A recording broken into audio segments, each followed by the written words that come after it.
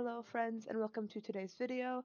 I know it's been a while, but as you can maybe tell by the sound of my voice, I have been pretty sick. I am much better, but I still sound a little bit funny, so sorry for that. As you may know, Blender is an amazing tool that is free to use actually, and you can do a lot of really cool things using Blender even with only a little bit of experience and like a tutorial video to walk you through it. So if you saw my last video, you saw that I created a lighthouse scene already, but today my goal is to create a whole dungeon, so let's get right into it.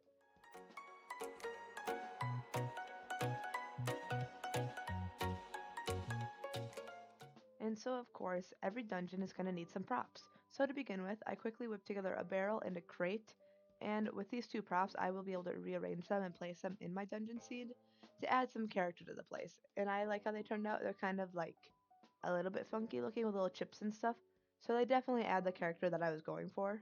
Some other props that I made were the props that I needed to actually light up the dungeon, and those of course included a torch and this lantern that one of you guys actually requested I make. And you can't actually see the light that they're emitting quite yet, but I will show you what that looks like at the end of the project. So moving on from the props, another really important aspect to a dungeon is of course the dungeon pillars and the dungeon walls.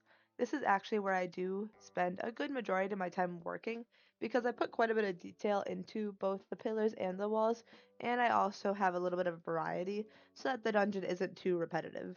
At this point, I decided I wanted three slightly different pillars, and to do this, I just took my first pillar and I duplicated it twice, and then I could go through and alter two of them so that they were all different so that I could add that variety I was talking about before.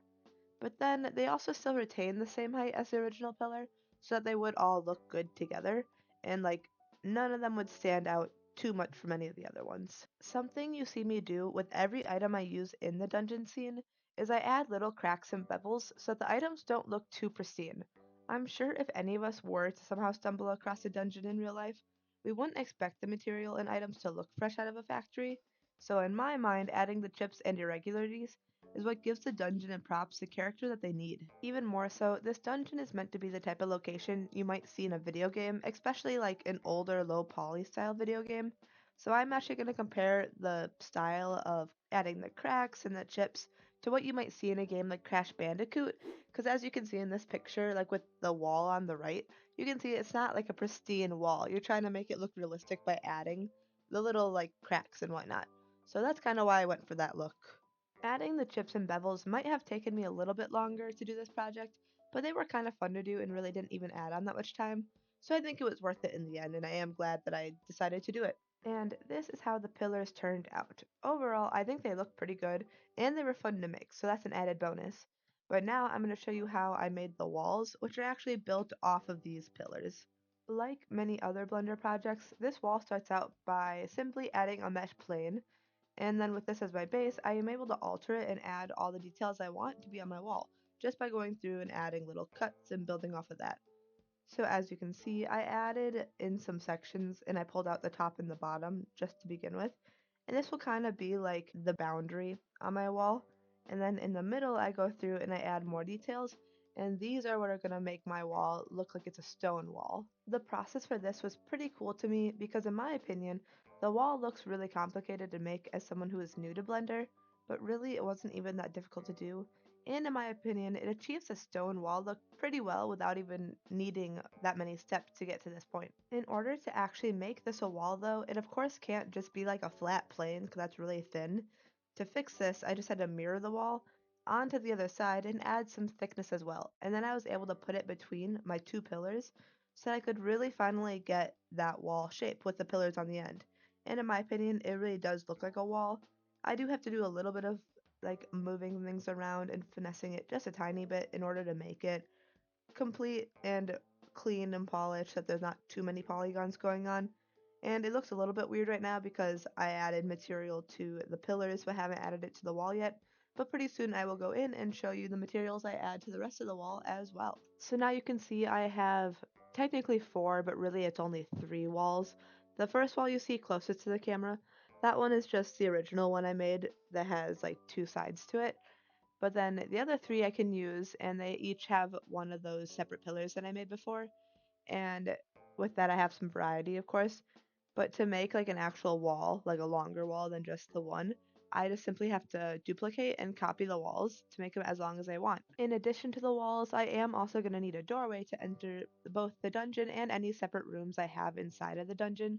So as you can see, I did begin the process for that. I began by making this arch that'll like outline a door, although I don't actually make a door because it's just an open doorway in the end. But I make this arch, and then all I have to do is go through and delete any planes that are necessary to get rid of in order to have a hole in the middle of the doorway. And this is what it looks like after I complete that process. So this is the finished doorway. But now that that is all done, I want to show you the colors and materials that I added to each of the items that I have made so far. So all of the walls obviously are pretty easy to pick colors for because they're just gray. I did a light gray on the stones in the middle of the walls and then did a darker gray on the bordering parts of the wall. I used a similar process for making the colors of the door surround, and I added some of that light gray to the pillars as well just to add a little bit more variety once again into all of the materials, because I think that makes it more fun to watch and look at. Moving on to those first two props I made, I of course started by making them both a brown color because they're both made out of wood, and I made them the same brown because I wanted them to look good together. And then all I had to do was go through and on like the rings around the barrel, I made them metallic looking and like gray, so that it looked a little bit more realistic. Adding materials to the torch was of course really easy because I already had the brown that I used for the wood of the boxes and the barrels, as well as the metal which I wanted to use around the ring of it. The only thing I had to add additionally to this was the light source, which is just a yellow, so that is pretty simple as well, which like I said before, you can't see the actual glow or light that it's emitting quite yet, but you will be able to see that at the end of the project. But now that all the materials are added, I can go through and actually start making a dungeon. So I made a little room and I did add a floor, but that step was really easy, so I didn't feel the need to include that in this video because it's just a plane with some like stone sitting on top. But as you can see, I am positioning the torch. I decided not to make like a little handle to hold the torch because it's meant to be low poly, so like I think it's okay to kind of just having it sit right up against the wall. And then as you can see, I do mess around with that quite a bit just to line it up right. But then from here, once I get the size right and the positioning right, I'm able to just copy and paste it all over the dungeon in any spot that I want it. I also go in and I add some torches as you can see on the left there by the doorway. At this point, I'm just going in and actually finally adding in that light that I've been talking about because now you can see it a little bit better now that I'm in like a darker workspace and the light's actually visible. And this is what the first room looks like once I get all the lights set up. I probably could have messed around with the lights a little bit more to make them a little bit less bright, but this is what it looks like. So now I'm going to show you what my whole completed dungeon ends up looking. In order to go through and finish this dungeon, I decided to change the layout a little bit by adding in more hallways and more rooms, so that it wasn't just one room that we were looking at because I thought that made it more dynamic and more interesting overall. Once I finished deciding what I wanted my layout to be, I went through and I added in those props that I made along the way. So I added in my barrels and my crates, and I made sure that I didn't just put them all in the same orientation because I did want it to have a more authentic feel to it. And of course, when you like put things in corners of your room in real life, you're not going to have them all look exactly the same or be turned at the same angle. So I tried to go for the same look here. But yeah, the dungeon is basically done at this point. All I have to go through now is line up my camera so that I can take some rendered images of the dungeon, which I will show you right now. Here is the finished result from like an inside perspective. So this is that first room. So if you were like actually standing in it, this is what it would look like. And then this is what it looks like from a bird's eye view. But that is my completed project. I really hope you enjoyed the project as well as this video. Please do let me know if there's anything else you want me to make in Blender or anything you want me to draw, as well as if there are just any tips you have for me as a pretty new YouTuber.